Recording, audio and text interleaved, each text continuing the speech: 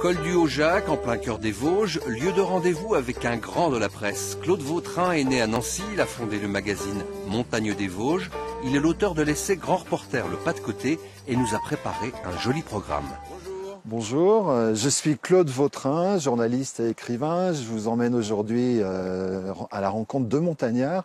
Alors ils ont pour caractéristique d'être en mouvement et de dynamiser leur territoire. Il y a Daniel Petitgenet, Julien Rue qui est tailleur de pierre et bien d'autres choses. Il y a Patrick Collin de l'Auberge de la Chelotte avec tous ses projets. Et puis Olivier Huguenot, libraire à Saint-Dié-des-Vosges. C'est une petite partie des Vosges que j'aime, oui.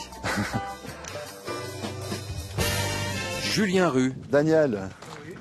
Rendez-vous chez un monument, un obélix au cœur tendre. Le carrier. Je t'en prie. Tu te souviens le jour où tu m'as filé tu m'as offert un maillet là. Oui. Je pouvais à peine le porter. Bah oui, mais là c'est pour le granit. Alors Daniel, c'est un créateur, c'est un sage. C'est quelqu'un que je respecte beaucoup parce qu'il est en communion avec son environnement, la nature. Et c'est des gens qu'on trouve sur toute la planète, mais il faut aller les chercher, quoi. Et on en a dans le massif des Vosges et ça, c'est génial. Ce que j'aime beaucoup chez lui, c'est qu'il sait transmettre, quoi.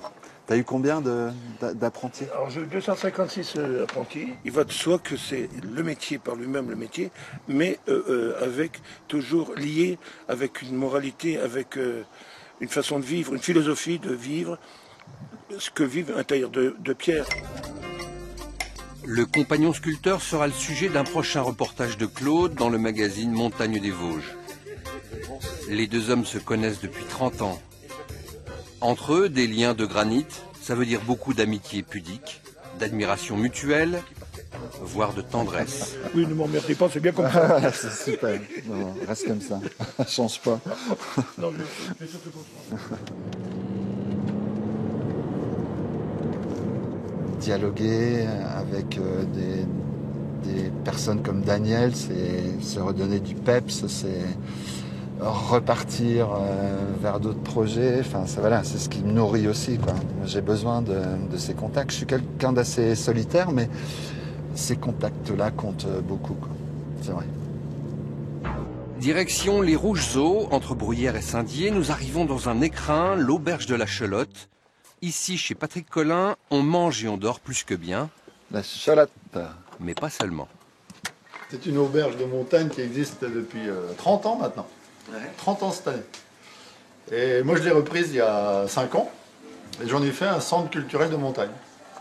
Voilà, où on organise tous les samedis soirs des dîners-concerts, on fait venir des artistes du monde entier, on organise aussi des conférences. Même en pleine montagne comme ça, même en pleine forêt, loin de tout, ben, on peut vivre heureux. Et d'ailleurs ma devise c'est « Le bonheur n'est réel que s'il est partagé ».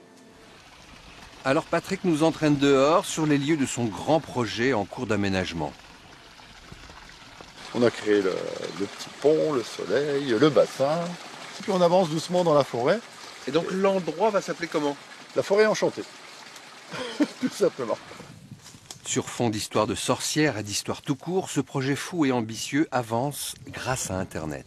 Moi je travaille en coworking, j'appelle ça, avec des gens dans le monde entier, en étant là où je suis, en pleine forêt. Et vous ne pouvez pas savoir la joie que ça procure. De sentir que le monde est là avec vous. Pour relancer l'économie locale et les jolis rêves de Patrick. Allez, on souffle, pause, paysage.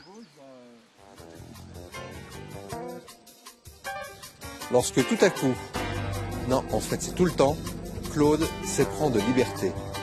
La liberté, comme la tour de Saint-Dié, et comme celle qui souffle dans cette librairie, le Neuf, où un autre ami de Claude, Olivier, nous attend. Très bien.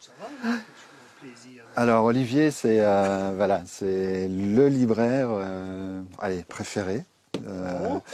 Parce qu'indépendant, ça c'est vrai que c'est une caractéristique d'ici, et puis l'amitié, et puis oui, c'est cette capacité relationnelle, organisationnelle aussi. Claude a cette particularité d'être un journaliste indépendant et d'avoir cette indépendance chevillée au corps, plus que tout. Et on ouvre le débat. Et on ouvre le débat sur toutes les grandes questions. Voilà, complètement. Et ces grandes questions d'actualité, de société, d'évolution de l'info, Claude les aborde dans son livre « Grand reporter, le pas de côté ». Oui, la guerre met des belles rencontres de sages au bout du monde qui valent tous les prix Nobel de la paix, quoi. Donc ça, c'est magique aussi. C'est un livre sur les événements, mais surtout sur les hommes qui les font. Et les femmes, bien sûr. Il y a des signes positifs, optimistes, ne serait-ce que la résurgence de valeurs. On voit bien qu'aujourd'hui, il y a un certain nombre de valeurs, notamment chez les jeunes, à travers le système collaboratif, etc., qui me plaisent bien, parce que ce sont des valeurs que je défends. C'est des valeurs républicaines, quelque part. Hein. C'est la liberté, c'est la confiance, c'est l'engagement. Donc voilà, tout ça, ça peut être que bon pour la société. En mutation, mais toujours en devenir.